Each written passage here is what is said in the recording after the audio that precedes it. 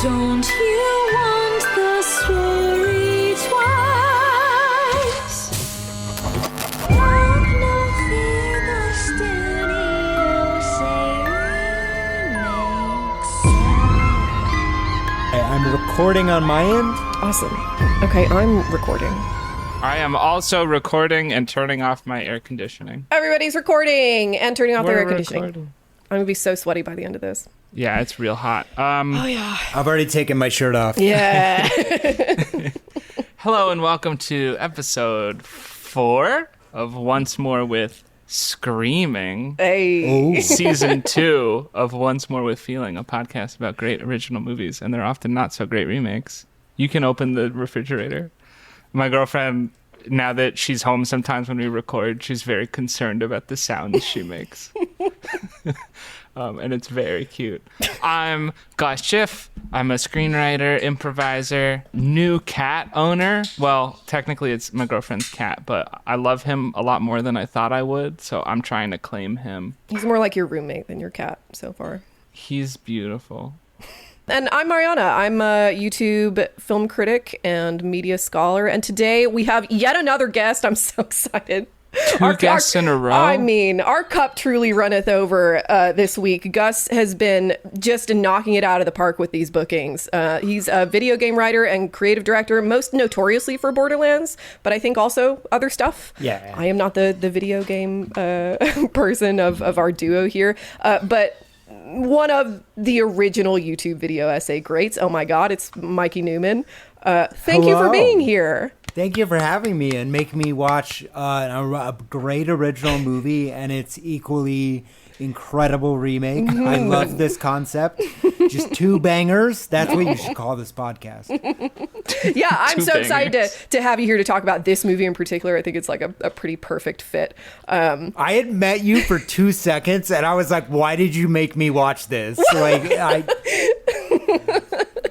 I was a little, I had not seen it. I was surprised. Because I love the original and I was like, this is going to be great. Oh, The movies, did we mention that the movie's Poltergeist?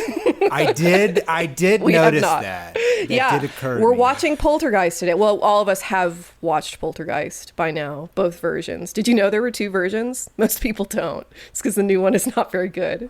But I think they... I was going to say, I think I remember the clown poster, and then I remembered Yes. there was a Poltergeist remake. Yeah. Yeah, Just the poster. I think the clown poster, like, not great marketing. You know, I don't think that when people think of Poltergeist, the original, they typically think of the clown doll. And I think that when the new one was released and that was central to their marketing campaign, I think people were like, what is this? This is a clown movie? It's not. It's a TV this movie. the- But TV isn't a central concern in our anxieties of the 2010s. So what? Anyway, so yeah, lots of interesting things to talk about in terms of media. I think mass media with this movie. So Yeah. Let's get into it. Okay. Let's just get started. Okay. Can we do that?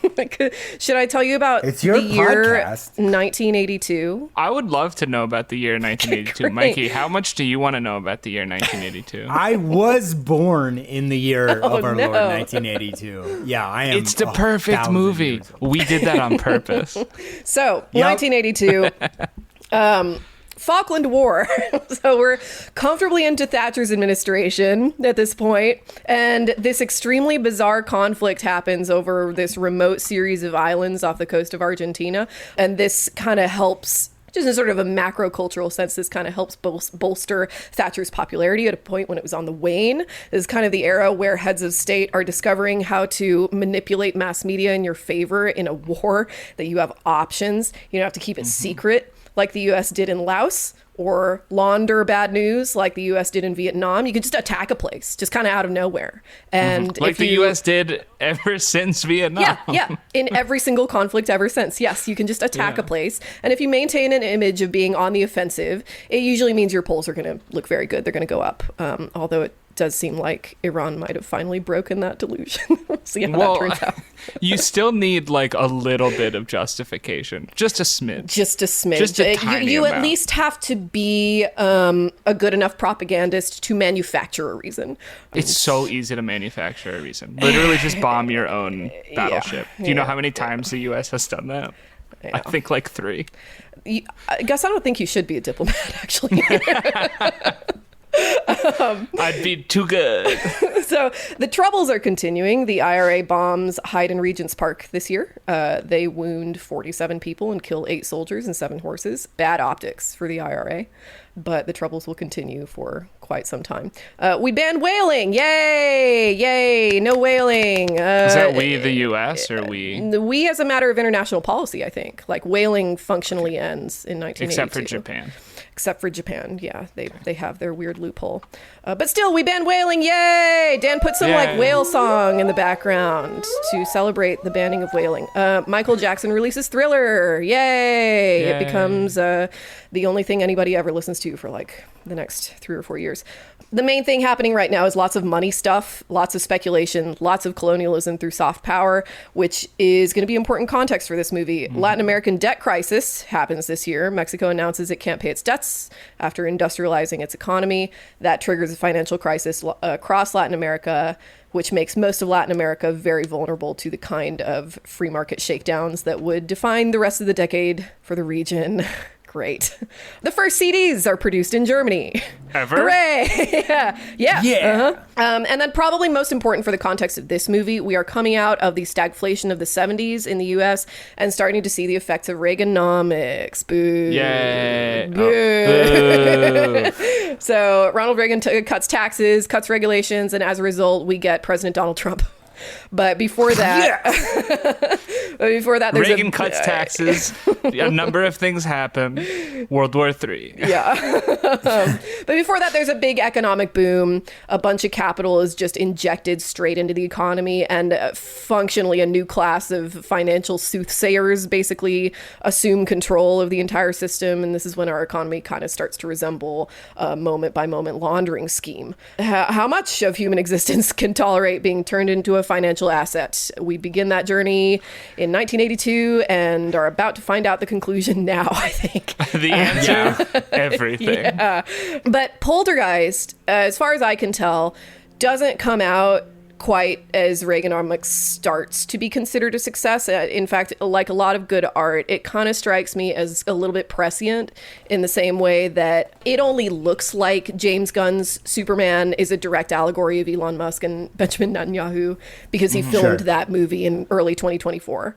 But I think this is like something that's that I think happens in good artistic eras, that an artist will just like kind of see what's happening a few years down the road and make their movie for that audience. Yeah. You know, I think what happens, speaking as an artist, I was trying to sound like ironically pretentious, and I think I missed the ironic part. Ever since you started wearing glasses. Yeah, it doesn't hit as hard. Hey, I think what happens.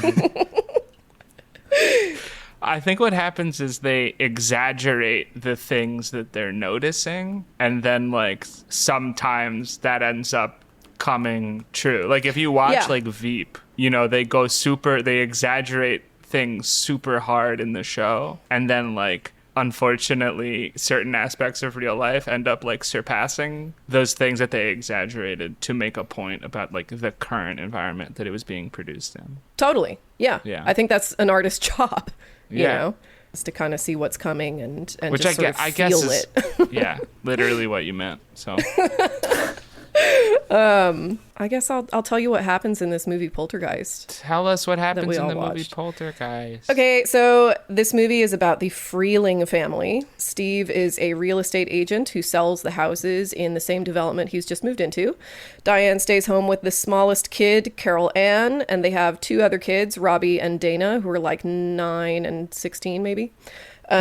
This movie starts out with a super close-up on the TV, which Steve has fallen asleep in front of, and which goes static after playing the national anthem. which is interesting. Baby Carol Ann wakes up, goes downstairs, and starts talking to the TV, and everybody kind of, looks askance at her. It's a very strange thing for a child to do. This movie is so dependent on its pacing, I feel, that it seems kind of weird to not talk about the tiny things like the canary dying, and like there's a bunch of little bits of characterization that this movie includes, but essentially weird things start happening around the house. Carol Ann talks to the TV again after everyone falls asleep in front of it again. There's weird storms, stuff starts moving around on its own, and then one night shit goes super crazy, like the tree outside comes alive and tries to eat the kid Robbie, and Carol Ann gets sucked into another dimension through the closet. A couple of ghost hunters show up to investigate. Meanwhile, Steve learns that the housing development was built on top of a cemetery. The ghost hunters bring in the big guns in the form of a medium who guides Diane through the closet, brings Carol Ann back through. The best character. She's amazing. She's so cool. Good. I was expecting it to be like a very cheesy medium. No, she's super interesting, but it was not that. No. She's so warm. I love her. She is, and she's I think her name is Zelda Rubinstein. Yeah, really interesting character actor. Kind of I don't know, I guess playing against type a little bit. She's just a really interesting casting decision for this, and just has such a good vibe. She's very authoritative, even though like her voice is very high, and she's like such a little lady, Yeah.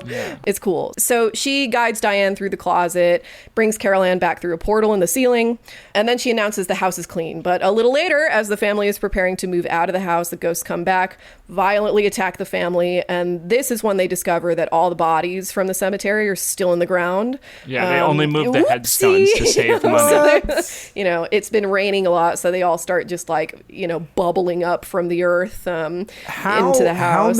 How many seconds did it take y'all to believe that a housing developer would have done that? Oh, 2? None.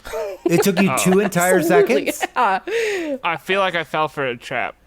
Yeah, you did. All housing developers are fundamentally evil. Very good, Gus. Thank you. Just a matter of trivial believability that a housing developer would do this. Yeah. So yeah, they only moved the owner headstones. cut corners in Incredible. America In the 80s. Asbestos? In Reagan's America, which is very much put prominently on display in this movie. Oh yeah. Coach is reading the book, son. So the Freelings very narrowly escape as their house implodes and is sucked into this interdimensional void, and they go to a hotel, and the last shot is of Steve rolling the hotel TV out onto the balcony. That's the end of the movie. It's just so good. It's so good. Really so good. I'll tell you a little bit about the production here, and then we can and then I'll stop monopolizing conversation. Very curious what your notes are in concerning the who directed this movie portion. I tried to be neutral about that, diplomatic about that. Okay. I'm certainly Be no as expert. neutral as you want. Yeah, if you have more information, please interject. So this was produced and written, certainly, by Steven Spielberg, and directed, kind of, by Tobe Hooper, who also did Texas Chainsaw Massacre. But the consensus seems to be that Spielberg functionally directed this. There was a clause in his contract for E.T. that he couldn't... In Spielberg's contract? Yes. That he couldn't... Because E.T. came out the same year. And, these came out a week apart. And so there was a clause in his contract that he couldn't direct anything else at the same time. That's probably why Hooper was hired. But, who had the more, creative direction, and whether Tobe Hooper was hired, just as kind of a, a beard for Steven Spielberg to come in and do it himself. A beard for the beard. Yeah. Up in the air. So this results in a DGA investigation about whether Hooper deserves to be paid more. They initially sought $200,000 in damages, but in the end, Spielberg pays Hooper another $15,000 and writes him a nice letter in Hollywood. What's the publication? What's that very important trade? Hollywood Reporter. Thank you. Variety. It's Hollywood Reporter. To me, it seems really unclear what Hooper thought of all this, and now he's dead, so he'll never say anything more about it. I think there's 4 or 5 shots in this movie that are like evolving so clearly Steven Spielberg shots where it's like a frame, the camera moves, evolves into a second frame. Like there's so many. Right. There is no way someone else directed this shot specifically, shots in this movie. Yeah. Also, who would put that staircase in the house? But Steven Spielberg. Truly, yeah. Cursed staircase. It's pretty obvious that he had a lot of influence over over how the movie looks and how it is shot and how it is framed and all the things directors do, you know. But Hooper was the one that was on set every day. I don't know. It doesn't seem like Hooper's bothered or was bothered by it. So who's to say? But I do think that there are probably some horror elements to this that Hooper may have had. I don't know. This is complete speculation, but like that Hooper may have had a little more influence on certain horror aspects. Like there is a horror vibe to this that it certainly isn't Texas Chainsaw Massacre, but I don't know. It seems to kind of depart from the Spielberg vibe. That meat scene that's so creepy. Yeah. That's pretty Hooper. That's not him, I don't think. Yeah. That's not the Spielberg. Scene where the mom gets attacked in her nightgown is so not Spielberg. Yeah. So there are When is definitely that? some horror stuff that he had to do. Wait, when is that? When she gets attacked? Toward the very By end, this, right? by the skeleton? Toward the very end. It's By like in the most... coffins? When they're like bursting out? Yeah, it's right before that. Yeah, where It's the ghost she's is when like- she knocked falls, when she falls like into the before that. the scary like dog ghost Before the with the scary light. Okay, right before the scary weird dog ghost, which is such a good design. Where she's she's gone to bed and the ghost like assaults her basically. It's crazy. Oh, on the door and she like flies around the room. Yeah. That was a cool scene. It is a cool scene.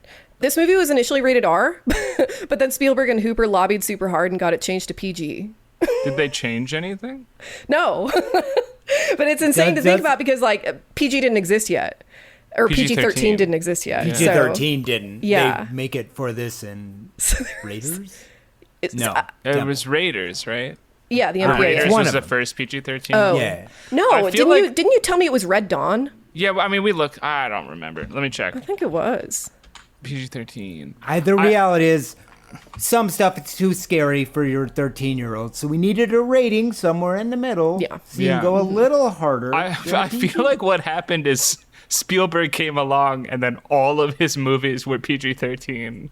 Probably. They like It's didn't the know. most profitable rating model. They didn't know what to do. Mm-hmm. I mean, Jaws. Jaws is a PG-13 movie. I mean, it's like an For interesting sure. thing that happens in, around the 70s, around when the studios kind of start to break apart. Is that like you said, the like PG-13 is the most profitable movie. Like this is where you get all your 4-quadrant stuff, and so like the idea that there should be some movies for adults and some movies for kids, and these are separate spheres is just kind of starting to fall apart. So and, the Indiana Jones movies were getting complaints that they were too, like PG was too low a rating for them, and I assume also Poltergeist. And so Spielberg suggested, I guess, to the MPAA that they create a rating in between PG and R. And so yes, the first movie that was released as PG-13 was Red Dawn. Okay. But I think basically As a every result of Spielberg Spielberg. movie, every Spielberg movie would like, people are like, why the hell is this PG? There's maggots coming out of meat. That's disgusting. I remember my mom told me that like when she was younger and when she went to, I think it was Jaws, like she went to go see Jaws in the theater because it was PG. She wasn't expecting something that bad. And then she was terrified. Mikey, what's your relationship to Poltergeist? When did you first I saw see it very young. I was probably 5. Oh God, yeah. It was, but it was like a taped off TV copy, like edited for. I mean, it's still the scary part is still terrifying to a child, but I always loved it. Like I loved all 3 of them. I didn't realize there was a quality gap in between the first 3 movies when I was young. I was like, they're all bangers. I think over time I was like, I think one of these is probably better. I know the first one inside and out. Vaguely aware there was a remake. Never saw it. Regret it. I did now. You're He is welcome. disappointed that he had to come 2 on hours this that you'll podcast. never get So back. I am curious, is part of your goal to get video essays, to get so angry they make a video essay about why did you do this? Give us free publicity. Apparently. Could you have read the book? What is Poltergeist about? Vaguely, maybe. Like, I don't know. It's rough. It's frustrating, but we'll get to it. Sorry, my hate knows no bounds. I'm My sorry. goal is to get more people pissed off about bad remakes so that Please, Hollywood God. stops trying to do them. Yeah. And if You that have means me- a couple people have to suffer for it, I'm willing to make that sacrifice. Call me back when you inevitably do Moana later. We did it. We did Moana. Oh, you did do Moana? I did need to it. listen to this then. Okay, Yeah. I missed that. I'm sorry. No, it's- because that was it's a a train week-old episode. It's Yeah. ugh. explosion. It's so rough. bad. It's rough. It's- Yeah. So, Poltergeist. There's two main thematic concerns here, pretty obviously. Materialism and consumerism and mass media, and specifically TV. One of the things I really like about this movie that really shows in comparison with the new one is its pacing. It's really slow, you know, and it's slow, I feel, in a way that's like fairly characteristic of the 80s and also fairly characteristic of a pre-internet attention span, you know, Right. where we're spending a lot of time with the family, figuring out what their relationships are to each other, getting to know them. And that strikes me as really important. You Yeah. know, you this- have to like these people. Right. Because the whole thing is that they're nice enough people who, because they were like inadvertently sort of involved and responsible for desecrating the ghost grave, get haunted. So you ultimately like want them to survive. Whereas like I think a lot of the more modern horrors that the remake apes kind of in its structure, but not very well in its execution. It's like the people are bad, and there's one bad characteristic about them, so that when they die, you're like, wow, that was spooky, but like that's fine that they're They're dead. archetypical, which is pretty Yeah. standard for horror, even in the 80s. But I think that like Poltergeist is not like that at all. And I think that's kind of interesting. I think partially because this is not supposed to be like, this strikes me as a movie that's trying to be a 4-quadrant horror movie as much as you can make one. And pretty serious, gruesome, gory schlock was coming out in the 80s. You know, like that was the standard for horror. And that's not what this movie is trying to do. But through the course of getting to know these people, and this is completely accidental, but I think kind of sublime on the movie's part, that everything they're doing is so American, you know? Yeah. It's Yeah. so 80s. They've got, you know, their beer, their football. We've got kids playing with fancy electronic toys and soulless landscaping and like very casual Christianity, you know? Like you get the Yeah. feeling that these are people who go to church on Christmas and that's it. They just like Easter as well. Sorry, but they're in C&E. yeah. They'll go for Easter, but mostly just so they can justify buying Easter baskets. Right. They're that kind of family. Very much. And most importantly, they're crowded around the TV. They're falling asleep in front of the TV. And this is one thing that like, this is just like an aesthetic aspect that I think is a good sort of touchstone for where the new one really falls apart, is that like this, and I don't know, Mikey, I feel like I'm sorry to like, you know, call you out here, but I feel like you might be in a better position to know the specifics of this. Because you're yeah. old. No. Yeah, no, so I had to explain this to my friend who was also younger than me, too young to understand that at the end of the broadcast day, generally like 12 to 2 in the morning, they'll be like, that concludes our broadcast day. Right. Let's all salute the American flag and do the Pledge of Allegiance. Like it was just every day you did that, and then it would go to static. So a lot of times you would fall asleep in front of the TV because you're a drunk, terrible father. Sure. In the Poltergeist universe, that is shots fired at Coach only. They screamed at the TV. Just scream at the TV less. Just less. That's all I need. No, but yeah, all the stations would go off the air. So you would often wake up in this very like liminal, staticky, Yeah. like hell space. Yeah. Yeah, Which that's is something we don't have anymore. right. obviously. Yeah, that's Now a you wake kind up of to- liminality that's Right. just sort of gone, which is interesting. Question. why did the remake not have them waking up to infomercials then? Good. I mean, Checkmate. that would have. I have a lot of comments and concerns. Nope, about that's the the remake. only flaw. That one flaw. It's so cool because it is. God, I just love it when art gets better with age. Yeah. Makes more sense, gets more layers. Because It's it's a patina. Yeah. It's so like this static thing at the end of the programming day where things just like it just goes to static. We sing the anthem and then that's the end of the day and no more TV, I guess, but the box is still there. Yeah. So last year I did a video on Final Destination, and I think that this movie is kind of hinting toward what I think is the, kind of the core horror thesis of Final Destination, which is that humans have to personify their objects. And if we don't do that, if we instead have this world where everything is just like manufacturing slop and there's no design in it and there's no human hand making your furniture or whatever, having disembodied objects, depersonified objects doesn't make them inert. It makes them kind of available for some sort of malevolent spirit to come and occupy them. And that's literally what's happening here.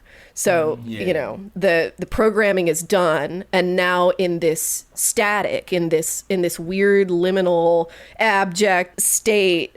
Are we just gonna use the word abject every episode? Not Is that your goal? not every episode, just the episodes where it matters. Now, are you hypothesizing? Okay, I'll stop. I can't have two people roasting me for academicisms.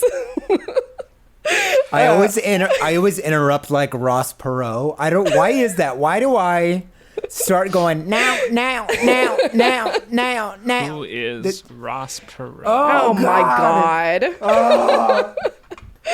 I have deceased. I am the poltergeist Henry now. Ross Perot was an American businessman, politician, and philanthropist. He was the founder and chief executive officer of Electronic Data Systems and Perot Systems. He ran an independent campaign in the 1992 Against U.S. Bill presidential. Clinton. Yeah, he was like the election. first populist. He was like a proto-Trump. I was not alive in 1992. And in 1996 U.S. presidential election as a nominee of the Reform Party. That sucks for you because Independence Day is about to come out. Twister is about to come out. Jurassic Park's about to come out. You don't even know. and then I just cried for the next 2 hours because I'm very old. Soon That's we'll all what be dead. Poltergeist is about. I believe. Do you ever wish sometimes that you could like preserve your consciousness so you can see like what a movie will be in like 30 years? All the time. After you die? Most days I think That's about this. disappointing. Like I don't want to see technology. I don't want to see what technology we come up with. I just want to be like I want to see a movie in 2131 that's set in like 2018. Mm-hmm. I just love see that what they think. my happened. answer to your question is the most perfectly Gen X millennial cusper where I'm like, no, I do not want to preserve my consciousness. I've been here long enough. Thank you. Okay, so in like a perfect magical world where I could see all that stuff and know it, but somehow not be conscious about it, that would be ideal. Because I do not want to preserve my consciousness. That sounds terrible. So imagine it is 1989. Okay. And you don't have long to live. It is very sad. Yeah. And all you want is another Star Wars movie. And a genie grants this wish, and you see The Phantom Menace in 1989. Yeah. Is your life better or worse? It's still very short in this hypothetical. That's a good question. That's what I'm saying. Like, I feel like I just did the most existential dread question. I think you did. I think you broke Gus. I'm a podcast terrorist. I am so sorry. I should never go anywhere. This is a question that is impossible to answer. Yeah, I very true. think. Do you have loved ones in this universe?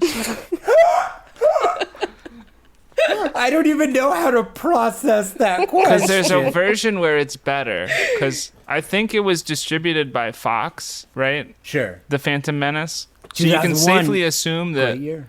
Fox will still be around. I think it was publicly traded in 1989. So you don't know that it'll be super successful over the next 10 years, but you know that it'll still be around. So that's a relatively safe investment, which means you can put a bunch of money into Fox before you die, and then your loved ones benefit. And it is still the 80s, so that's how we're looking at the world. Can we take a moment that your master plan was just to be Biff Tannen? Like, straight He's up. smart. Biff, There were no flaws in Biff's plan. Biff ain't hurt nobody. Yeah. Heard it here first. Yeah. Except those guys what he did with the result of that plan is horrible. But the plan itself it's a solid plan. It was clever, very smart. Yeah. How are we going to get this back to Poltergeist? Remember when the ghosts come out of the coffin? That was cool. It's at the end of the movie. I I forgot a whole like, swath of information that we can just like stick in here as a footnote that this movie is cursed. Or at least this is the bummer part. It is a bummer part, so sorry. If you want to talk more about existential dread and whether you want to see the results of our cultural actions now, 100 years from now, we can continue talking about that. What do you think? I'm going to go watch Howl's Moving Castle to cheer myself up. So this movie, I mean, I think it's a testament to how impactful this movie was, even though it does seem kind of like basic. It's not like super scary now. But at the time, like... Was it scary? I mean, yeah, I mean, it was scary in a 4-quadrant kind of way, like I think it was, I don't know if it was so much scary as it was just like startling, maybe. I don't know. Like, it depends on what you mean by scary, truly. In the 80s, you have so many like big things taking over the media, so this like ghost panic I don't think is just nowhere. I think people legitimately believe that this could happen, so this is probably like I mean, we're in satanic panic times as well. Like people Things straight up believed in demons and shit. This is not like this is not a fringe belief. People went to prison for satanic panic stuff. So in any case, there are 4 deaths associated with this movie and its sequels. Dominic Dunn, who plays Dana, was strangled by her estranged partner, which is horrific, really awful. A couple of the actors from the sequels died shortly after the sequels came out, but the death that tends to really, really bother people is Heather O'Rourke, who plays Carol Ann. She was misdiagnosed with Crohn's disease before being misdiagnosed again with the flu, and then finally died at 12 years old of a congenital intestinal abnormality. Extremely sad. So, I remember the news at the time, like the movie programs and stuff. I wasn't extra, but whatever extra was at that time. They were doing all the behind the scenes because it was the 3rd movie, Poltergeist 3. They hadn't finished shooting, so her like sister had to be stand-in body. It was like horrifying. Awful. Yeah, we don't like it in this country when real life kind of Well, yeah, because there's no way not to just like dwell in the morbidity of it. Nope. Like, it's terrible. It's awful. And this also strikes me as very 80s and also very American in this way that, like, there's always a way to sell something, So the story started being that this movie invited a curse by using real skeletons at the end of the first movie. That comes from a claim from Jo Beth Williams, who plays Diane, that Spielberg insisted on real skeletons, which just seems ridiculous to me. These are obviously not real skeletons. Right. Like, not only because, like, you can see the rubber and how they move or whatever, but they're not they're decaying corpses. You're not going to the morgue and no, these are not real skeletons. That's absolutely absurd. But I do think that at the very least, the studio and probably Spielberg himself took advantage of that rumor to kind of goose the reputation of this movie. But the fact that it worked is interesting to me, that like people were kind of primed to think of it in this way. And I think there's a lot of like cultural specificities about the culture on display in this movie, like that, just how, for example, like a lot of people have a Mandela effect happening with Poltergeist, where they remember it as being where they remember the cemetery as a quote Indian burial ground, which is not the case. This isn't an Indian burial ground. They said it's not an Indian burial ground. Correct. Just FYI, if you had put money into 20th Century Fox in Oh 1989. my God. By the time Star Wars: The Phantom Menace came out, it would have tripled, which is not a massive return, but it's pretty solid over 10 years. If you invented Kalshi in 1989, you're a billionaire. Nailed it.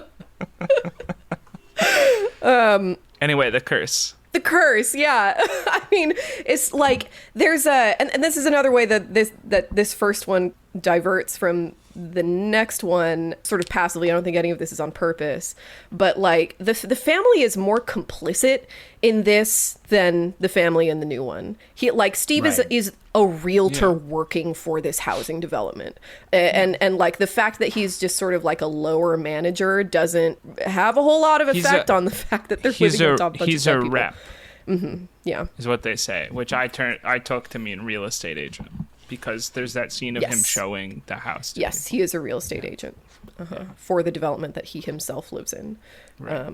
Which was like, is a pretty standard suburb. This is the kind of thing that everybody was building. There was like crazy speculation. Everybody's concerned about money. Everybody's trying to get as much as they possibly can. And when they say specifically that this isn't an Indian burial ground, the next thing the boss says is these are just people, which is such an interesting way to frame Yeah. this issue, It's like the ideal of the 80s is to construct human beings as these sort of metaphysical neutralities, they're just pieces on a board. And this is like we're in peak economic secularism here. That is like kind of how you're supposed to think of other people in the 80s, and that's like beneficial to society to not think of them as anything more than just like bodies with some kind of electricity that makes people walk around and talk or whatever, and they're just kind of there for whatever use you can wring out of them is kind of the vibe, certainly for corporations in this era.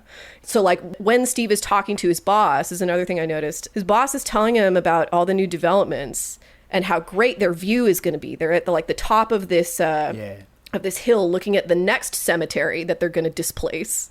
And Steve says, well, it's not so great for people living in the valley, looking at a bunch of houses cutting into the hillside. And Steve himself lives in the valley. And his boss's response is, well, you won't have to live in the valley anymore because he's going to get a promotion. As someone who lives in the valley, I took personal offense to that. This is one of those movies that I have seen all the references to, and I had sort of like put together more or less what happens in the movie from all of those various references. Yeah, it was memed before memes were really a thing. Yeah. Yeah, Most of the Simpsons references memed it. Simpsons. are.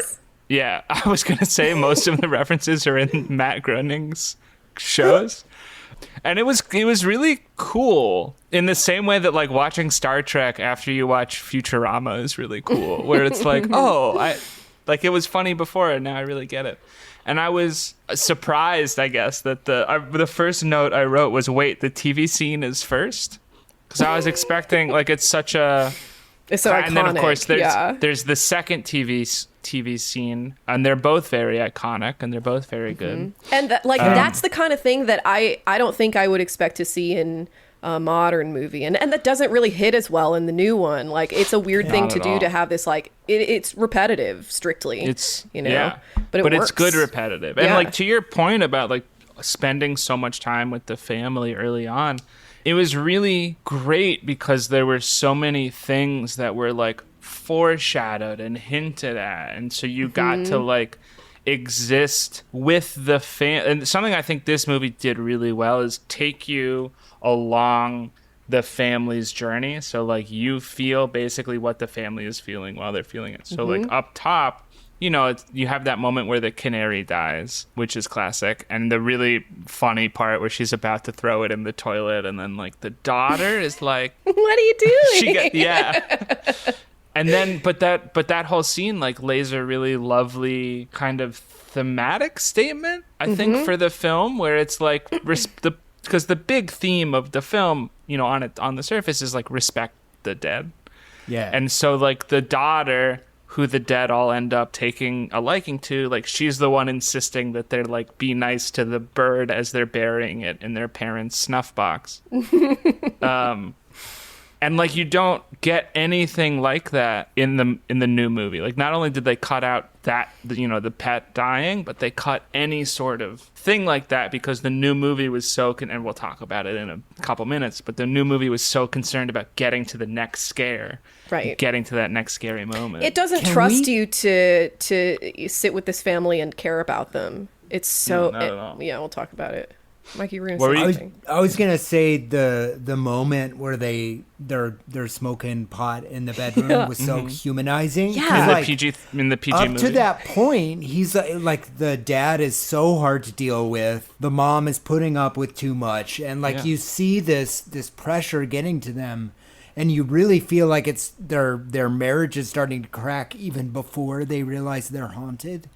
And I found that so humanizing in a way that in the remake, him walking in with the whiskey or whatever was just. Do you even understand what they were doing? Like, Yeah, it's so trite. the escape is kind of the point, not the totally. I don't know. Yeah. Yeah.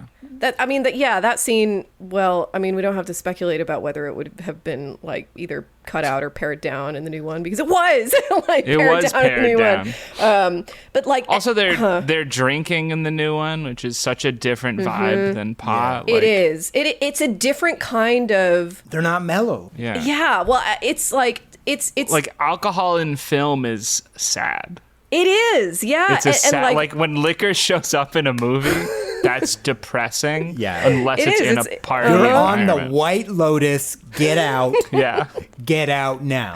and it's but it's also just like it's so I love that scene and how it's set up. What's the word I'm looking for? I don't know. Even just in an art direction kind of way that like Yeah. they're so everybody in this movie, just as a matter of daily life, is so stimulated. Everybody is so there's so much sensory stimulation happening Yeah. in just that scene where the parents are talking to each other, watching TV, smoking weed. She's reading Carl Jung, and he's Yeah. reading a biography of Ronald Reagan, and they're just like they can't sit still, you know? Yeah. And they're flirting and it's cute. Yeah, and their flirting yeah. is cute, and they have a good relationship, and that's nice. They get their Mac on, and you're like, oh, I believe in this couple. Yeah. And then The yeah, ghosts show up. and so it's like there's such an 80s expectation that you always have to be occupied, which, you know, of course there's things like the fruits of today. So like that I love Yada, the yada, yada. I love this scene where Carol Ann is staring at the kitchen TV because I have a fucking TV in every room. Right. She's staring at the kitchen TV at the static, and Diane's like, "Don't do that, you'll ruin your eyes." And she changes the channel to a war movie and just lets Carol was Ann sit so there. funny. I mean, I'm So pretty good. sure that implied they were rich. The TV in the kitchen in Right. the 80s. They is- are rich. Oh, You totally, are yeah. so rich. The conversation with the boss is like, I know we should have made you a senior partner 3 years Oh, ago. yeah. Like when the boss comes, it's because when he hasn't gone to work because of the haunting. The implied excuse is that he's had the flu and the whole family's had the flu. And the reason the boss shows up to the house is because he's worried that he's been interviewing with competitors.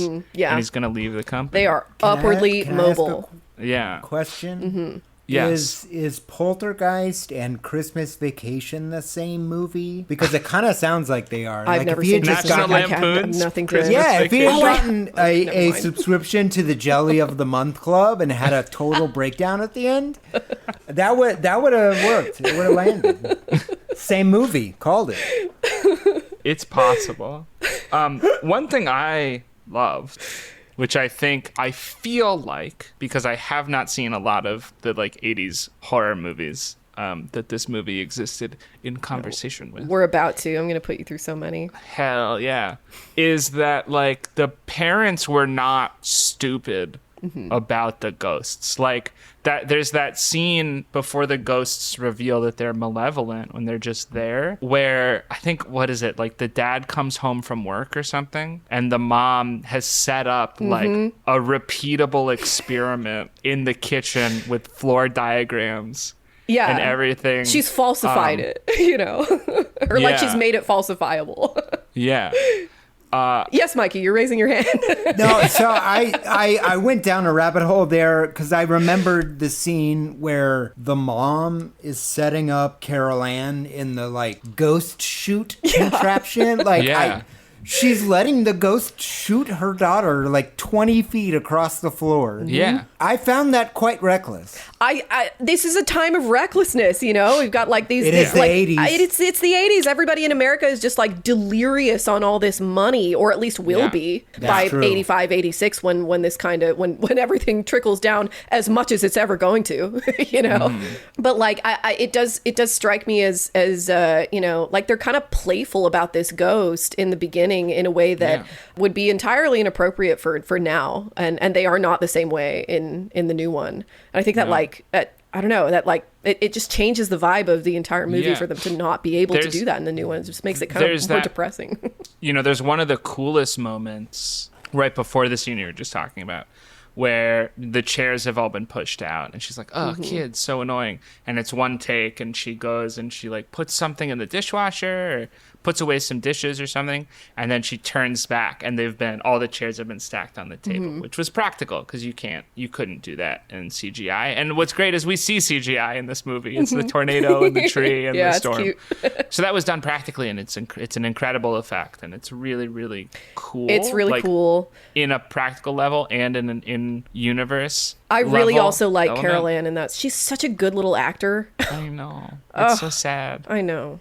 It's But awful. I But forgot like what I was saying. her reactions and the way that like you know, I mean, I remember. I'm so sorry. Mm-hmm. Let me finish my point, which is like when that happens in the original movie, the mom's like, "Wow, what? What?" And then, you know, does this falsifiable, repeatable scientific method experiment. In the new film, the version of that is like the boy turns around and he turns back, and all his comic books or something have been stacked Yeah. into this pyramid, and that's played as a scare. Mm-hmm. And we'll talk Yeah. more again in a couple minutes, but it's like that's the core, one of the Yeah. biggest differences between the original and the new one. That yeah, it's like that. This time period was in a really strange kind of sweet spot where you could be kind of I don't know, in awe of, in this case, the supernatural, but also like, you know, to get like academic about it again, that like there was a lot of space to be in awe of technology at the time, you know, that like technology looks like it's just going to provide greater and greater, you know, dazzling consumer products that do Yeah. all these crazy things forever and ever. and it is actually going to help you. It's actually, yeah. And it is going to make your life better instead of your boss's boss's life better. Yeah, and I think by the time we get to 2015, that's kind of done. It's not really it's just not a feeling, which is like, I think something interesting about the 2015 one, not on purpose at all, you know. This is more like a kind of armchair psychoanalysis opportunity, but do y'all just want to go ahead and talk about the new one? The new one? We can talk. I very do. Well, I we can do. talk about I have. the new one. I have one curiosity question before we get to the new one. Yeah. Of the 5 family characters, we'll get to what they did to the medium in a minute. But of the 5 family characters, which do you think survived the translation between old and new least? The dog. Least? You left out the dog, and there is no did dog leave in out the the new dog. one, so Oh, that's my pick. that's fair. I was being a real poopy head. I was trying to point out that I think Being a little the anthropocentric, if you ask me. Yeah, the oldest daughter I was is gonna like say the not oldest a daughter. human at all in this movie. She's an archetype. She's a horror archetype. Yeah. She was but- so great as the conduit between parents and the younger set of children in the first movie. This very connective tissue, and she is like actively trying to get all of her siblings killed in the remake. But before we talk more about the remake, I'm just going to take a second and thank all of our wonderful patrons, our new patrons for this episode, which you will be hearing, I guess now. Coda, 10 Years Juan, Ego, Richard Brito, Bear Matt, Matthew Nielsen, and then just overlap a couple just in case. Laka, Malaya Escamilla, thank you so much. You're all wonderful people. If you want to support us, patreon.com. It's in the show notes. Do it! Sorry, I thought you might needed a Shia there, so I thought I appreciate I'd give you that. one. It's very helpful. Thank you. That was really. I've been working on it. Yeah, that was really helpful. Let's talk about the new one. Okay. So the new one came out in 2015. We did an episode recently that took place where the new one was 2016. What was it? I think it was. Was it Caligari? No. No, that was 2005. I think it was a Disney. Oh, it was Moana. Aladdin. It was Maud? It was definitely Moana. Moana. Oh, it was Moana. Yeah. So 2016, not a lot happened because everything that should have happened in 2016 happened in 2015. So many things happened. ISIS was going crazy in 2015. It was. They wasn't did. it? I didn't realize it at the time. I Did was we in just college. go Moana to ISIS? We sure did. Yeah. Okay, all right. Everything is the same thing. All right. 2026, baby. 2015. So this was the year of like the Charlie Hebdo attack. This was the year of the like simultaneous attacks across Paris. The ISIS and Boko Haram fucking merged, which I didn't realize like terrorist groups could merge the way that corporations do. There were like thousands of people killed in Nigeria. There was the ISIS-linked shooting in San Bernardino. Oh, fuck, yeah. There was the ISIS-linked bombing of like a flight from Egypt to Russia. A lot of stuff was going on. In addition to that, in 2015, you get the first ceasefire of the Donbass War, which was the sort of that was also precursor conflict. Yeah, the precursor conflict to the current Russian-Ukraine war. The FIFA corruption scandal happens, resulting in a handful of FIFA leaders getting arrested by the FBI. Fun fact, I was the research consultant for a pilot about a show about the FIFA corruption scandal that did not end up getting made. Many such So cases. I know a lot about this scandal, and I know a lot about people's opinions about this scandal.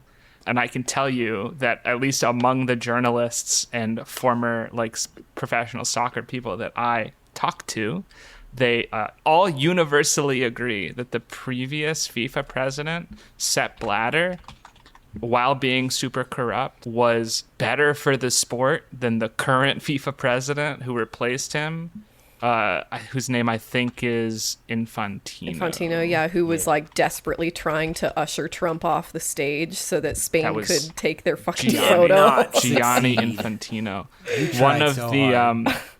One of the things I kept hearing, and this is unofficial. This is not, this is. I think I'm legally covered if I say this. What a great way to start a sentence. This is not confirmed. The broad understanding was that everyone who was arrested in 2015 was corrupt, and they used about half of that corruption bribery to advance the sport in like poorer countries. And then everyone who replaced them was just as corrupt, but they kept all the money. God. Okay. So like they basically it's like in a world covered in malaria. It's sort of like you got rid of sickle cell anemia, but you just replaced it with cancer. This is the happiest podcast I've ever done. That's the best analogy I've ever made. The U.S. bombs Doctors Without Borders hospital in Afghanistan. I don't know if you guys remember that. Mikey, you weren't here for our Algerian Shout massacres. out to the guy in the back. You know what I'm talking about. That was a scandal for a while. And then Cuba and U.S. officially thaw relations, which lasted until January 21st, 2017. So that's what happened in 2015. What were you guys doing in 2015? I was in college. I worked at Gearbox. Nice. 2015 would be probably just starting up Borderlands 3 preliminary stuff, if I'm guessing. Very cool. I had just graduated. I mean, I was dating like 50 models or whatever, and they were all pilots too. They were pilot models. Sorry, I have to charge my mouse. It's dying. 1 second. 1 sec. Can't. Oh, no. 1 second. I plugged it in. 1 second.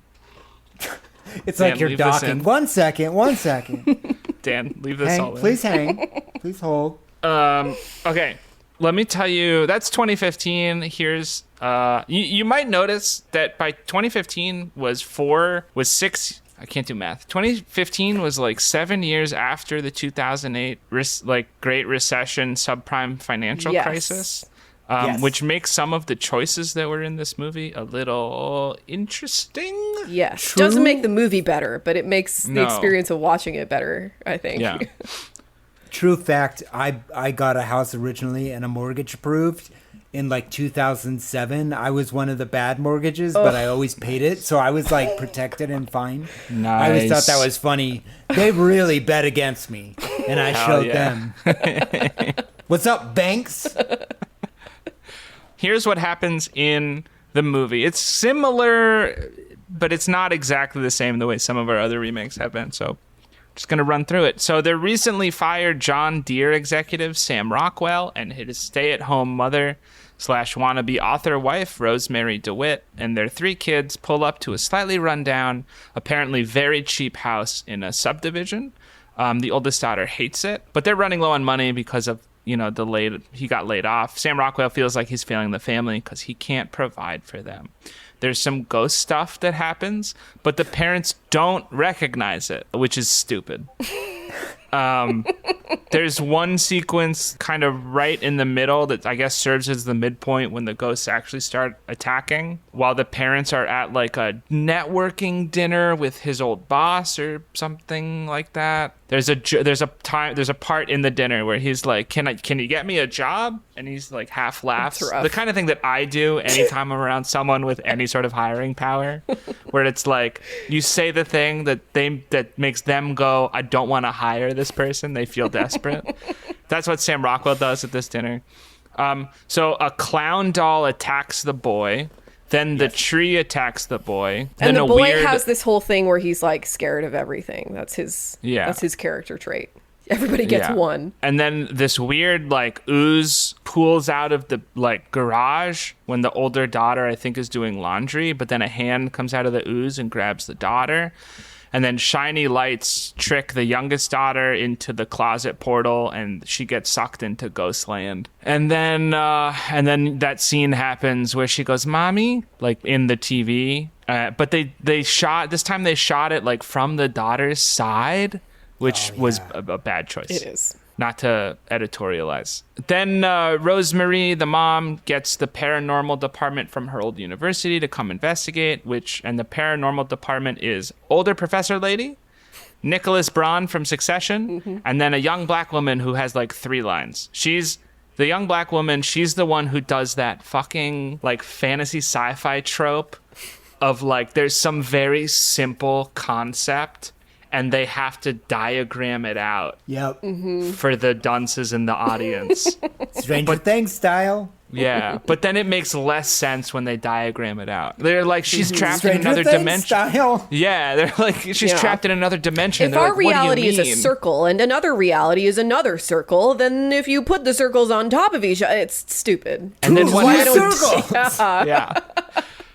It was dumb. Nicholas Braun thinks that the family is faking the haunting because remember, Balloon Boy happened.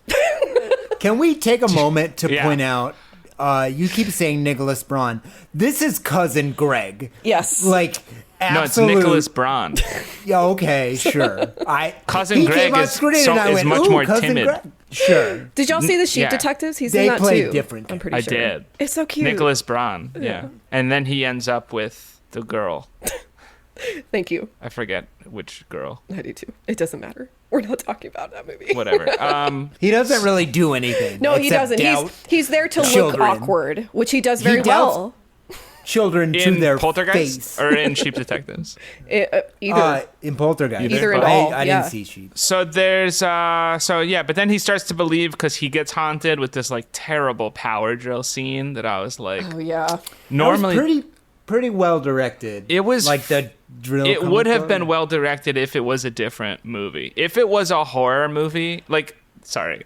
You could say the I mean, this scene is was well something that I think, directed. you know, part of the reason that, like, so I part of the reason that, like, so I expected, because... Oh, sorry. Let me describe the scene for our audio listeners. Okay, yeah. So Cousin Greg is drilling a temperature thermometer into the closet with the ghost portal, and he punches a hole through the wall and with the drill on accident, and then ghosts grab him, and then there's drill noises, and then his face is pressed up against the wall, and then there's like a drill in the foreground, and then there's a drill slightly closer to his face, and then another drill slightly closer to his face, and then you hear the drill, but he gets released and he falls backwards, Yeah. and then Yeah. you know, there's no hole, and it feels like he hallucinated I everything. thought it was all right. A couple similar things happened. I expected, but because Mikey is Mikey notoriously likes to like things, which is a foreign concept to me as a Ew. notorious hater. I know, Sure. and so I had trouble liking this, but the drill scene, I was like, oh, you did a thing. Yeah. When they let him go, I threw my TV into the street.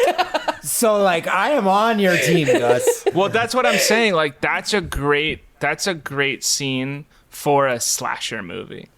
Yeah. Where It would- if T West did that scene in one of the X's, like it hit. that would have been good. I mean, there are, like, independently, I think, okay things about this movie. Like, I think everybody's performance is really good, except maybe the teenage daughter. I don't know, but I don't. That might just be a writing thing. But, like, the girl. First of all, renaming Carol Ann, the most iconic name in horror, to Maddie. Yeah. Like, ugh.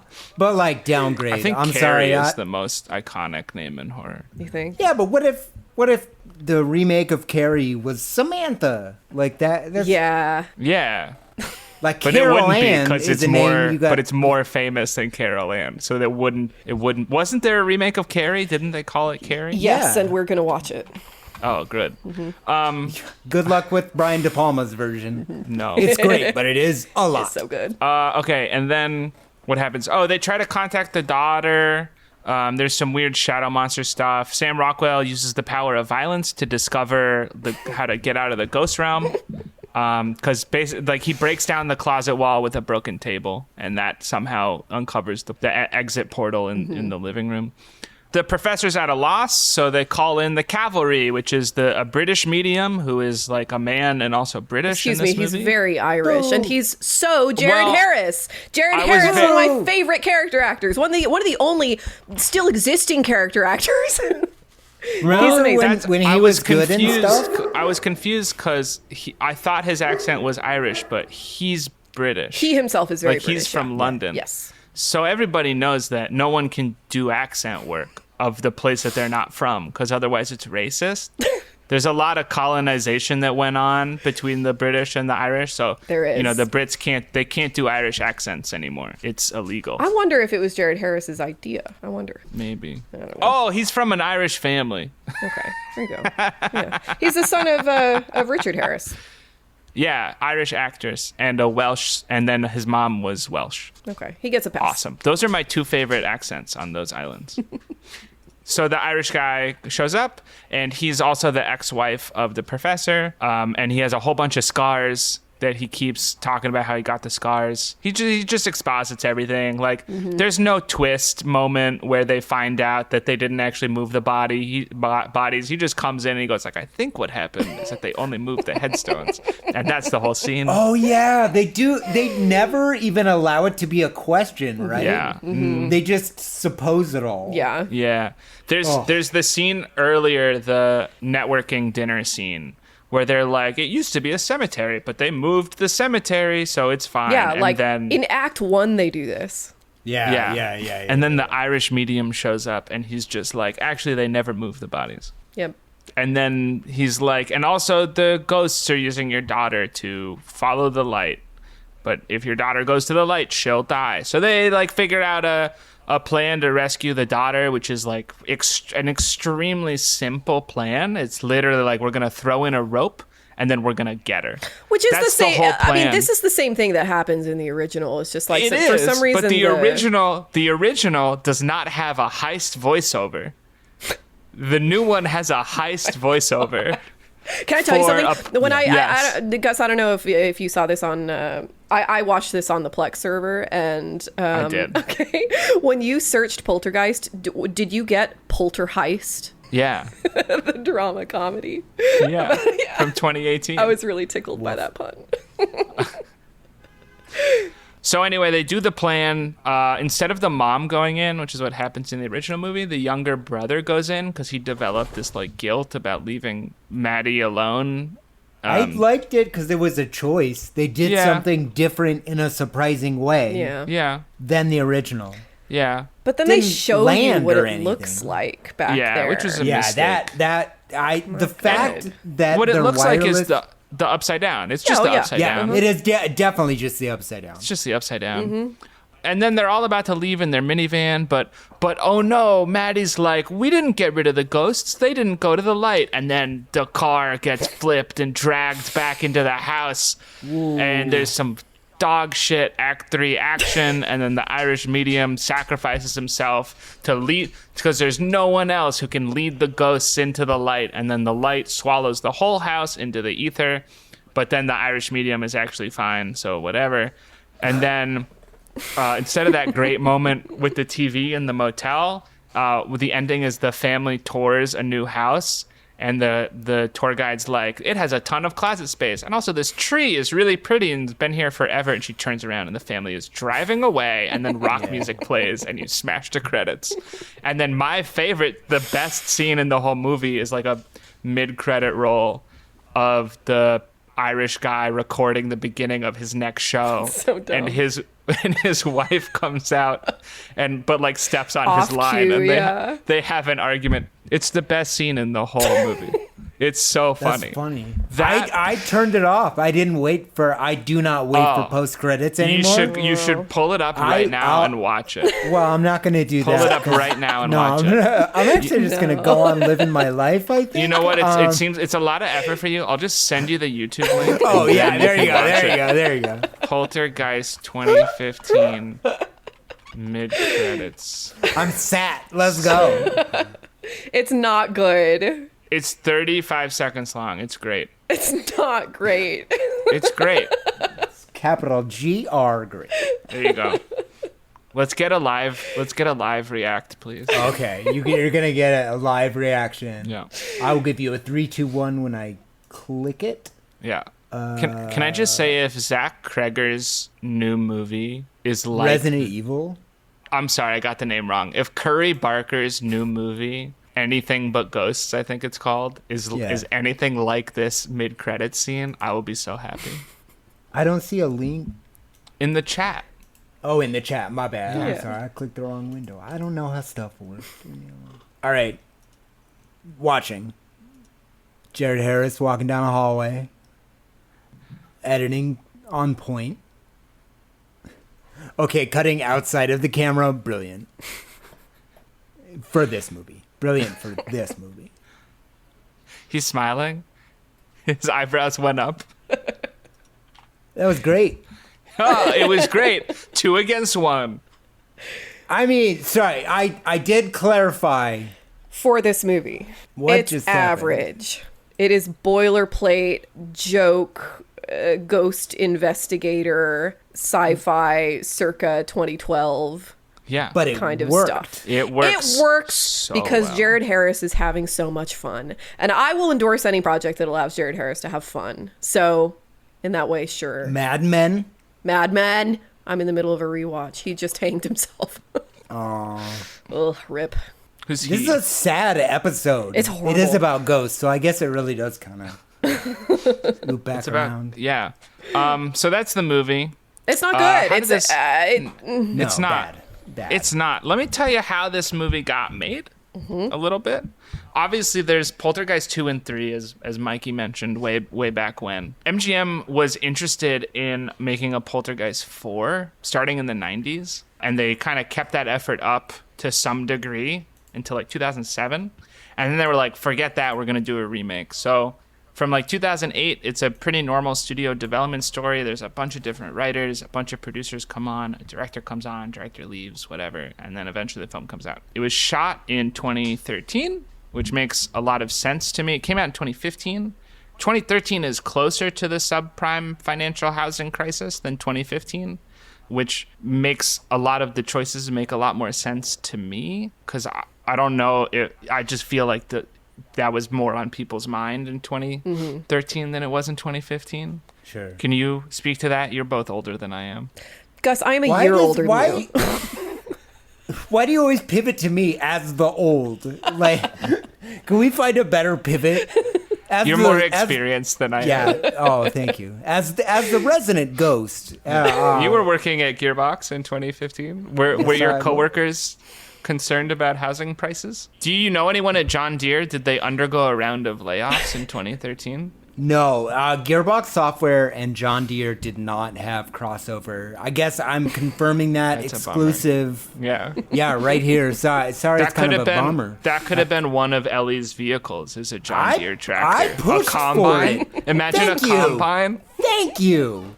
In addition I to the pushed dune buggy and the truck with the exploding barrel, that would have been Yeah, fun. I had a whole thing. John Deere, get you here. I had a whole thing worked out, and it didn't. Do we have to pay Gearbox for that scooter impression, or do we get that for free? No, actually, as far as I know, I still can do my own accent from my own state. If that changes, I will let you know. That's good. So this movie, Poltergeist 2015, was directed by Gil Keenan, who previously directed Monster House and subsequently directed the second Ghostbusters sequel, and also was a writer on Saturday Night, which was a Saturday Night Live movie. Oh, that was the Jason Reitman one. Yes, he and Jason Reitman started working very closely together, I think soon after Poltergeist. This was written by, one thing before I move on to the writer, I was very happy to see that this was the Monster House director, because there's that moment in the kids' room, and I don't remember which kid, but there's like the attic pull thing that he goes and he tugs, and then all these spooky dolls come down. Yeah, all the remember clowns. That? Mm-hmm. When he first sees the attic pull thing, I'm like, I don't know why, but that really reminds me of the uvula from Monster House. And then there you go. And then the fact that it's directed by the same guy. He has such a specific language for dangling things in houses. This was written by David Lindsay Abair, who was brought on by Sam Raimi, one of the producers, because he wrote Sam's movie Oz the Great and Powerful. Great movie. Yeah, David seems to be a lot more. We're just gonna walk right past that. in the sort of type of screenwriter world. David seems to be much more in the play. He's a great playwright with a fantastic agent kind of writer, because his plays get Tonys and he's won the Pulitzer and they've gone on tours. And then his movies are like Poltergeist and Oz the Great and Powerful and DreamWorks' The Holiday Avengers movie, aka Rise of the Guardians, if you remember that one. Sure don't. Nope. Oh, it's Rise of the Guardians is all of the holiday spirits team up together. Oh, is that the one where the kid has like ice hair? Yeah, Jack Frost. And it's Jack Frost. Yeah. I went out of my way not to see that. I did too. I found it very grating and unpleasant to think about. It seemed very canned. It's like going to see Jack Frost 3 in the theater. No, I'm not doing that. Although I will say that he was a writer on Robots, which is one of my favorite animated movies from the 2000s, and I will not ever rewatch it because I don't want to ruin that opinion for myself. I played the video game on PS2 and I had a great time. That's all you want to know about it. Yep. Poltergeist was a box office success. It made about $95 million against a $35 million budget, but nobody liked it. This is something that you could do in 2015. It's like one of the last years you could make that happen, where you could have a box office success that nobody even really particularly cared about, let alone enjoyed. Yeah, this seems very much like this would go direct to streaming today. Oh yeah, it got a C+ on that Cinema Score thing, which is very low. Once again, Snow White got a B+. critics, I was looking at a bunch of different critical criticisms, but they all kind of ended up saying the same thing, which is like, it's fine, sorta, but like, why did we remake Poltergeist? And why did we do it like this? Any teeth. Yeah, my favorite Rotten Tomatoes blurb, which I could not find the original review because there's a lot of dead links and also a lot of paywalls, but it's from Randy Cordova of the Arizona Republic, and he said, the original film was promoted with the tagline, "It knows what scares you." Great tagline. If there was a truth in advertising law regarding films, this movie's ad copy would read, "Poltergeist." Meh. Okay. I mean, it kind of is like a testament to how much talent you can have in a movie, and it's not a movie that wants to be made. Like Sam Rockwell's performance is really good, I think. Like he makes the stupidest lines sound plausible and okay, you know. But I fervently believe that character does not care or love his children. Like it is so like signposted. Well, he will not protect them. I mean, it also seems like, and like, because I watched this twice, and it does seem like... Why? What do you mean, why? You watched it 2 times? Both times? You watched Poltergeist 2015 2 times? Listen, my attention span is such that I have to watch something twice in order to actually process it, okay? You watch it once in the background, and then once you're actually paying attention, maybe you look at your phone a couple times, you know? Can I tell you a secret? When I don't like a movie that we watch, I keep watching it, and I just zone out real hard. Uh-huh. Yeah. Dan, cut that out. Dan, don't actually cut that out. It's funny. So in order to, and this is the same reason Sam Rockwell has kind of typecast himself as like a lovable racist, you know, because he like his whole thing is like Sam irony. Rockwell is my favorite Republican. Yeah, exactly. I mean, three billboards kind of. I love 3 Billboards. At the very least, he's like a racist with charisma, you know? Yeah. And the way he does that is through irony. Like everything everything he says in this, you know what it reminded me of is, you know how in Breaking Bad when Walter is trying to like be a good dad, but he's really bad at it because he's a fucking psychopath. And so he's like, "Oh, son, buck up there, champ, and let's go for a ride in the..." Like, it seems like that's how all of these lines are written, but Sam Rockwell is reading them as if they are ironic. So like he's trying to, there's like layers to the performance. He's like trying to cheer up his kids by making them recognize the silliness of their own situation. And that's a good choice, I think, but I don't think that that's how this character wants to be portrayed. It wants to be Craig T. Nelson, but it's just not written for that to come across, you know? So it's a good performance, but it's not a performance that fits the movie, which is a huge problem. I feel the same about Rosemary DeWitt. I really like her. I think hers is probably the best performance of the movie. I think so. Agree. Mm-hmm. I think so. You can't replace Craig T. Nelson. It's hard. Why would you? Why? Don't even try. It's like playing Mr. Incredible. Don't. Mm-hmm. I can't name another Craig T. Nelson character. Coach and Incredibles. That's it. Coach? So those of us born in the early times, Craig T. Nelson was on this show where he played a high school coach, and his second in command was named Friday Night Lights. Nope. Friday Night Lights is a different show. Who did he play in The Incredibles? Mr. Craig Incredible. T. Nelson? Yeah? Mr. Incredible. But how? He's real in Mr. Incredible's animated. Oh my God, guys. And everything Have animated you not had is this talk yet? played by a robot. Okay. Everything... Gus still thinks What? movies are real. Okay. They're not. As a screenwriter, that is What a do you- whole other level what of do you mental health mean? that I am concerned. Did this not happen? Did they not just torture a family for 2 months for our entertainment? God, what a stupid bit. Oh my God. I'm sorry. I had a lot of problems with the new Poltergeist. I don't know about you Same. guys. Yeah. No, Dude, it's so orange. It's what do you? Oh, sure. It's just so That's one of incredibly the problems. orange. Yeah. I was just gonna say the house set is so much worse. Yeah. Like we have Yeah. downgraded this great set piece movie into What if we just get an Airbnb? Yeah, it's full of IKEA. Yeah. It's just That's why very everything low breaks risk. so easily. Exactly. I thought it was dumb that this was like a used house. Right. You know what I mean? Like, that's what we call them. No, I mean, Yeah. no, that's Gently important that used. they're like, you know, it gives the movie a different vibe if they are not like themselves invested in what this house represents. I'm so sorry, my dog is harassing my cat, and I'm sure it's cute, I'm sure it's showing up on the mic. Get out of here, Russ. probably. I don't hear it.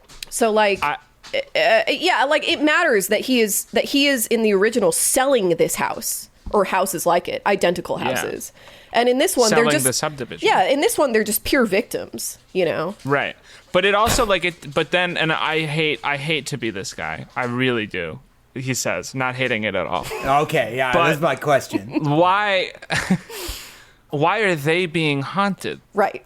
Why was the previous family not haunted? And I guess there's the argument to be made of like part of the reason this house is like, quote, the cheapest one they've seen, which is like the reason they end up buying this house and not one of the other ones they've presumably looked at, is that the previous family was also haunted and they decided to move out.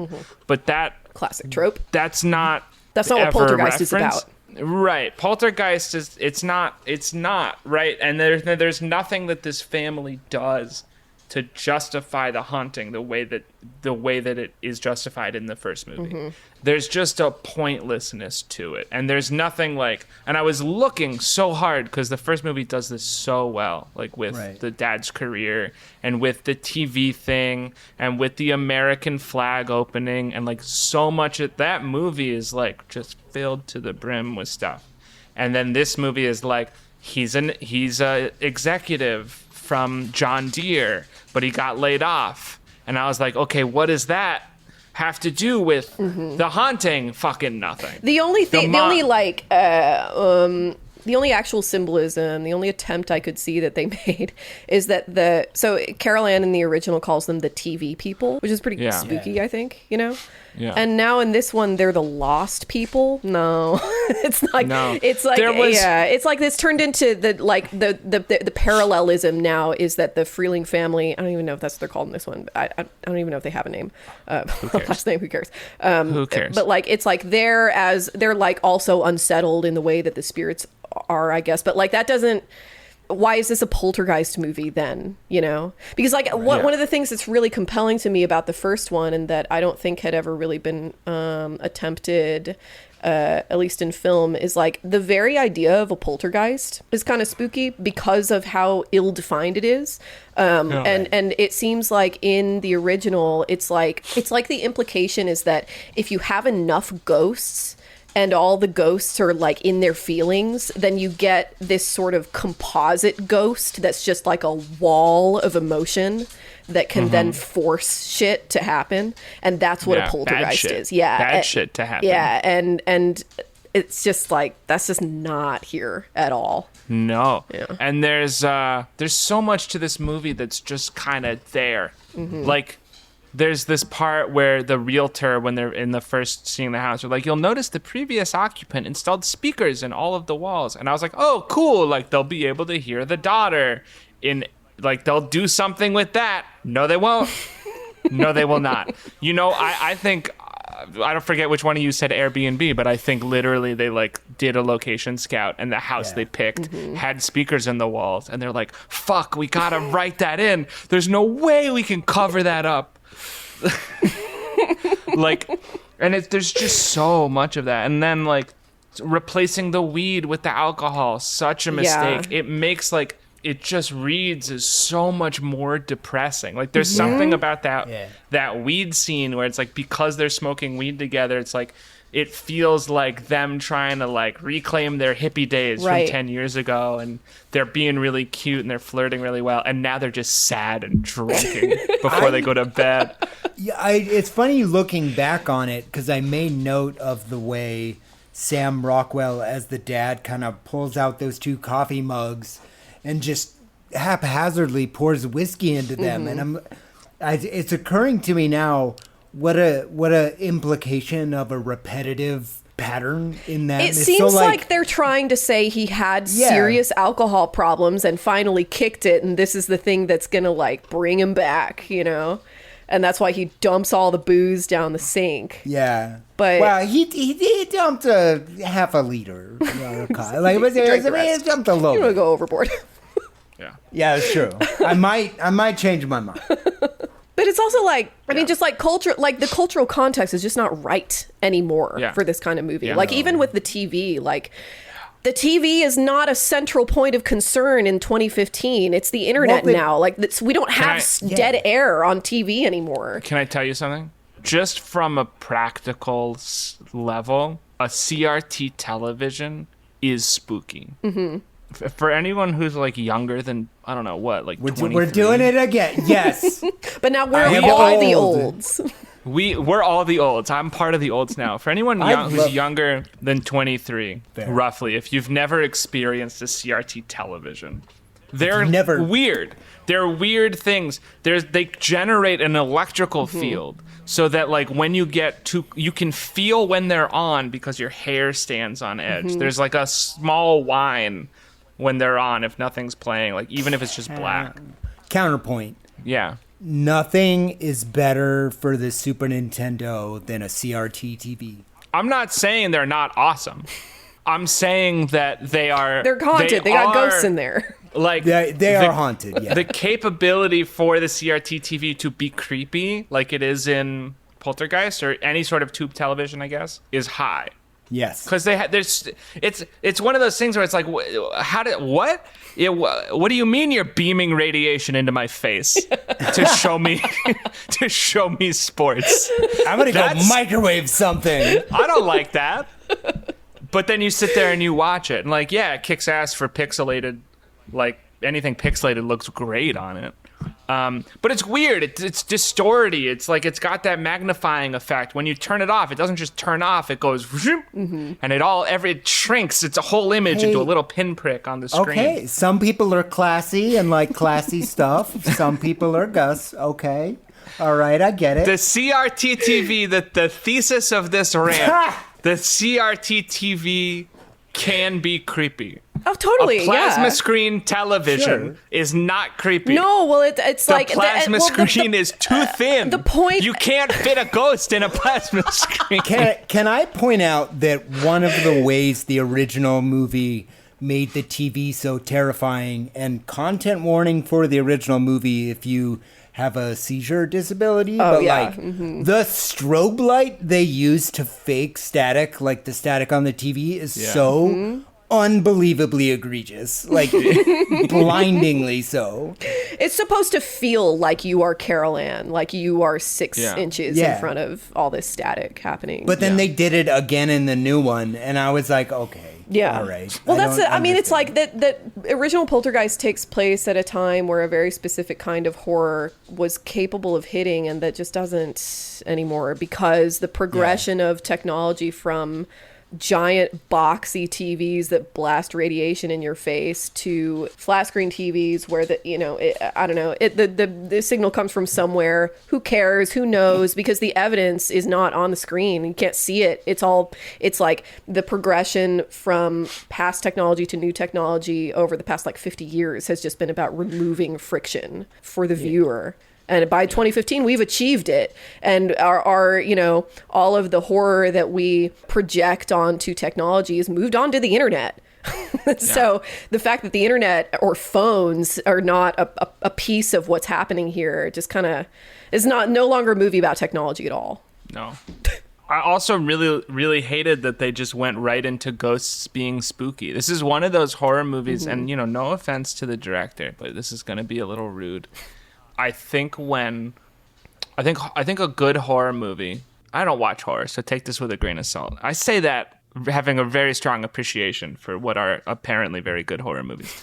Whatever. A great horror director really understands pacing and tension. Yes. And a very mediocre horror director is like jump scares. Yeah. We do a recommendation at the end of every episode, and mine today, I'm just going to spoil it. It's going to be Widow's Bay.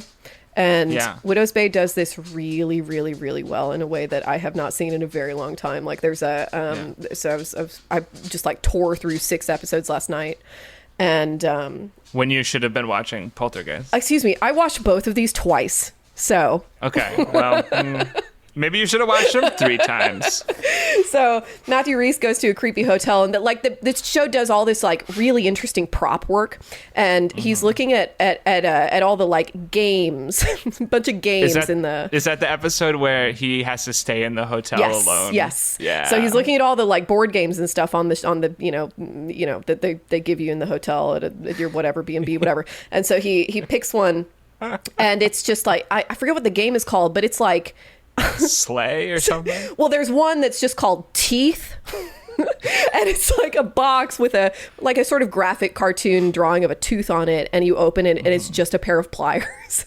But there's another one that like it's a card game. It kind of looks like Cards Against Humanity, and he picks up it's called like Run or something, and he takes out all the cards and he starts flipping them over, and they say don't run, don't run. Don't run, don't run, don't run, don't, like for like 40 seconds. It's just don't run. And then finally he picks run, and you think something's going to happen. It doesn't.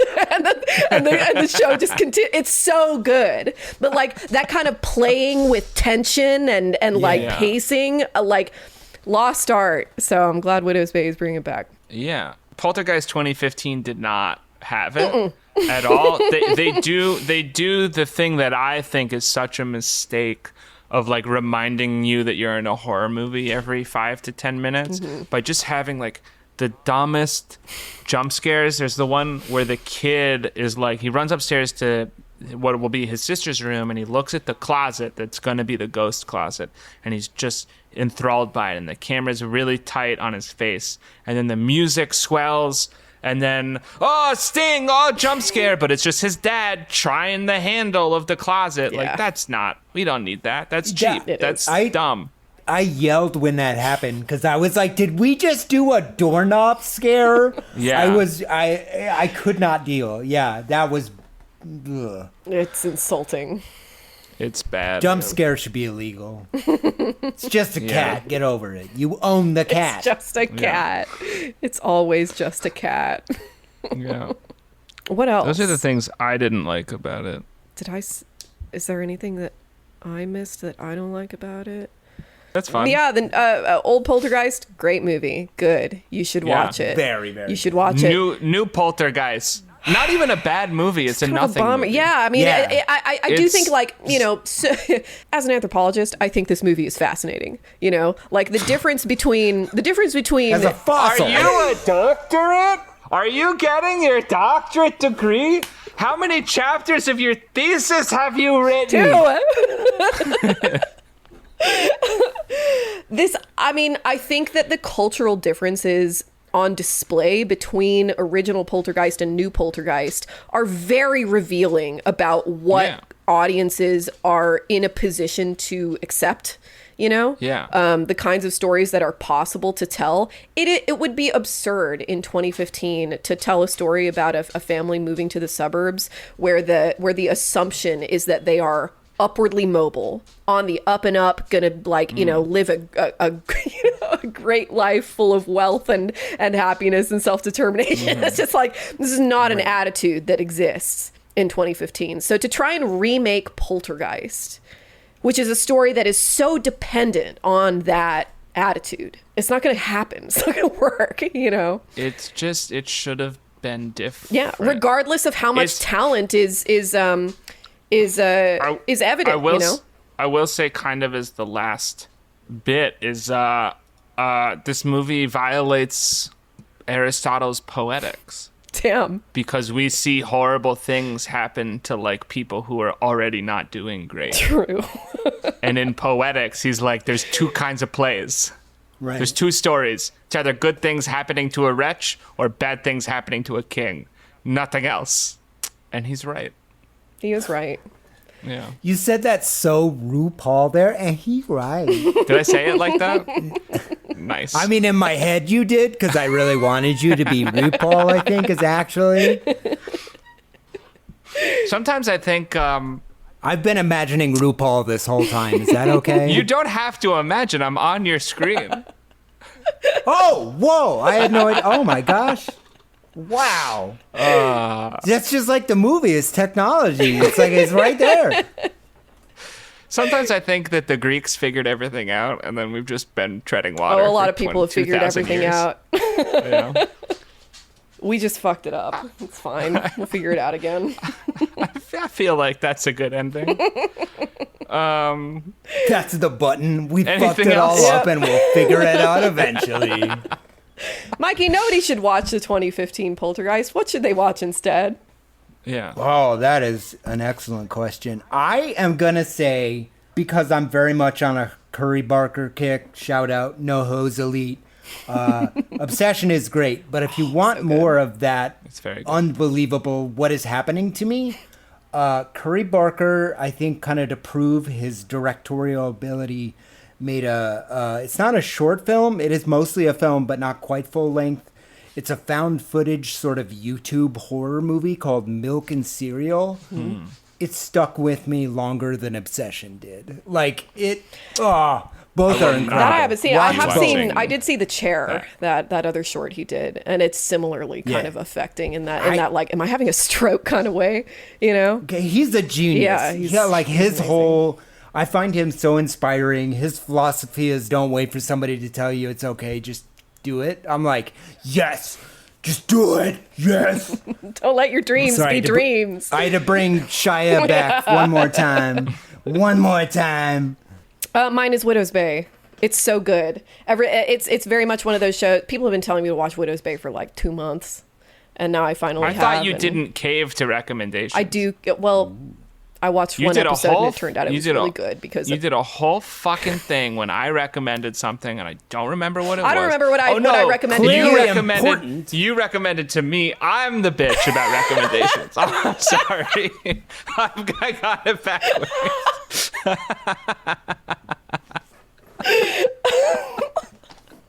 it's Hook. You've never. No. Oh, so there's another. What is the other one? No, it is Hook. Oh, okay. That was me saying Okay. I'm not going to watch it. That's insane. Again. I That's don't. Phil Collins' best movie. Oh, what I are you love Phil talking Collins. about? I didn't know Phil Collins did music in Hook. Oh, no, he is acting in Hook. Oh, I'm less interested. Oh, okay. Well, you shouldn't have been any interested, but I thought maybe the Phil Collins angle. He plays a police. If that sweetens the deal. He plays a police? I talk like I'm on The Wire. Oh, okay. I talk like McNutty. Sure. He always says "a police," and that's stuck in my head forever. The way he like. Do you do I that don't- thing too where like someone has an affectation that you like and then you just copy it? Yeah. I think everybody Are does you that. also autistic? No, Yeah. they don't. Okay, nice. I don't think you're supposed to ask that, but yes. Hell yeah. Go. What's it like being outnumbered 2-1 again? Did I recommend the Knicks last time? Do you remember? You did. Okay. The My sports recommendation. That was my question.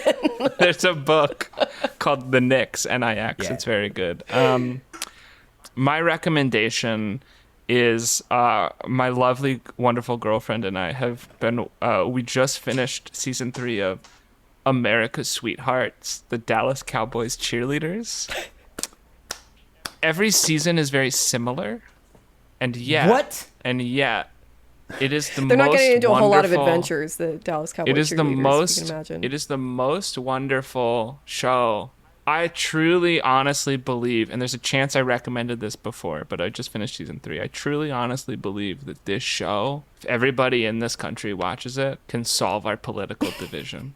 That's a lot. That's a big statement. It is a big Because they are. I like them so much, and so many of them are religious. And I assume a my lot favorite- of them vote Sorry. ways that I don't agree with. But as people, they're all wonderful. And I just want them to be happy and successful. I watch Jersey Shore still, so Didn't they just have a Do you reunion? feel that? they still have their own show, Jersey Shore Family Vacation. It's like 2 seasons a year. They take trips together. I love that show. Now you've soapboxed me. I'm sorry. they had such alcohol problems and drug problems in the original show that like half of them become like alcohol-free counselors and drug counselors and like Oh my God. people trying to help people like get out of the. I don't know. It was interesting when Mike the Situation Sorrentino teamed up with like Lamar Odom to open a like sobriety clinic, and I was like, whatever. Words don't mean nothing no more. Everything is permitted. That's fantastic. Thanks so much for listening to episode 4. Mikey, where can people find you? Oh yeah, Pimp Yourself or whatever it's called. I'm at room 212 at the Holiday Inn. Go to youtube.com/FilmJoy. I have a lot of essays under movies of Mikey that I've been doing for 14 years now, I think. Some of them are pretty good. I'm doing a new one on a new Knives Out movie, Wake Up Dead Man. I think it's one of my best ones I've ever done. It's probably my last one for a while. Yeah, we say that. Yeah. Yeah, well, I mean, everybody says that, but it's 2026, and like we all got to make money, so like it's YouTube or OnlyFans at this point, and I both, neither. I don't know. Please go to my YouTube show and watch it. Thank you. Thanks so much for listening to Once More with Feeling, podcast about great original movies and they're not so great remakes. If you Sometimes want not so great remakes. Sometimes they are Sometimes. good. This time that Yeah. wasn't the case, but No. Like Moana. that masterpiece. Oh, may Disney live another 1,000 years. If they only give us gems like Moana 2026. No. God. It hurts. No. It hurts. If you want to support us, you can follow Patreon, which I mentioned earlier, which is in the show notes. You can find us on social media, on Instagram, on Blue Sky. I did a Blue Sky tweet that got like 60 likes, and I've never felt happier and more satisfied with myself Did you get because corrected? no, Dan Olson from Folding Ideas re-Blue Skied it. Oh, nice. That's why, but I'm happy about it. You can follow us on social media. Do engagement, like pretend that you're really upset at something very rational we said, and then just like turn it into a flame war. Get us on Ben Shapiro's show. Reach out to Candace Owens and be like, there's this one leftist and this one like sort of very left-leaning Democrat who like talk about movies and They must be stopped. say rational things. Let's get us on Libs of TikTok. Let's do that, guys. Let's make it happen. I just signed up for a lot more than I thought I signed up for. If Trump tweets about me, I am going to be so ratchet with y'all. I think I did it. I think that's the whole ending spiel. And we don't even know what episode we're doing next, so we've kind of abandoned that Yeah. since we've got a bunch of guests in a row, which Yeah. is so fun. Mikey, thank you so much for being here. This has been so much fun. Thank you, Mikey. I'm was a blast. sorry my ADHD brain is what it is, and now you have that was 4 wonderful. hours of shit to like edit This is down. perfect. So that was so fun. This is still gonna be like an hour and 45 minutes. Oh, at least, yeah. Outro music. Outro music. Too often stripped of